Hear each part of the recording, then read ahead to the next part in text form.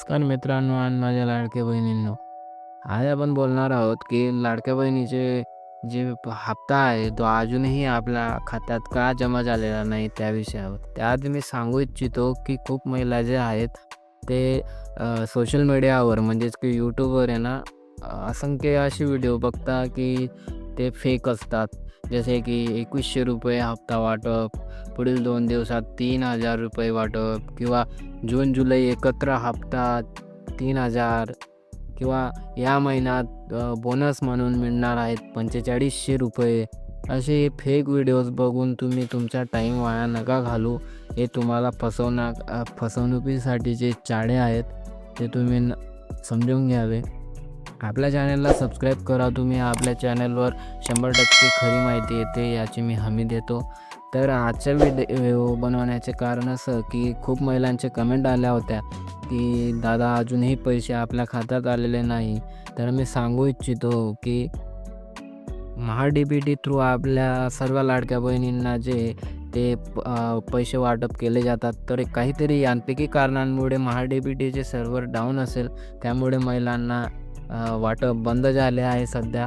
पण ते नक्कीच लवकरच सुरू होईल याची माहिती मिळालेली आहे. तर याच्यासाठी घाबरण्याचे काही कारण नाही आहे आणि लवकरच हप्ता वाटप पुन्हा सुरू होईल हे देखील सांगू इच्छितो. काही महिलांचे असे प्रश्न होते की जूनचा हप्ता आलेला नाही, तर जुलैचाही त्यासोबत मिळेल का?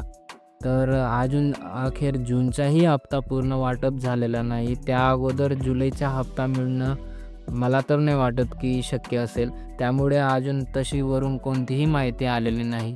जसं काही नवीन माहिती येईल ते आपल्या यूट्यूब चॅनलवर मी व्हिडिओ बनवून तुम्हाला नक्की लवकरात लवकर सांगेल. पण अद्याप असं कोणतीही माहिती आलेली नाही याची मी हमी देऊ इच्छितो. तोपर्यंत सांगू इच्छितो की काही महिला जे आहेत त्या सध्या अपात्र ठरल्या आहेत. याचं कारण म्हणजे की काहींनी ती चुकीची माहिती, चुकीचे कागदपत्र हे अपलोड केलेले होते. त्यामुळे त्या आता नवीन पडताळणीत सापडून गेले आणि त्यांना अपात्र ठरवण्यात आले.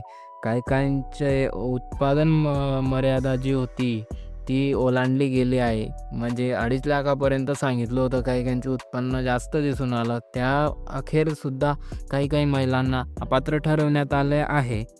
काही महिलांनी तर आधार कार्डसुद्धा डुप्लिकेट बनवून अपलोड केले होते. त्या महिलांना देखील अपात्र ठरवण्यात आलेले आहे. त्यामुळे असेच काही महिलांच्या शंका होत्या. अजून जर काही तुमच्या शंका असतील तर कमेंट बॉक्समध्ये नक्की सांगा. मिळूयात नवीन व्हिडिओमध्ये. आणि काही महिलांचा अजून एक विषय होता की आम्हाला तक्रार नोंदवायची आहे.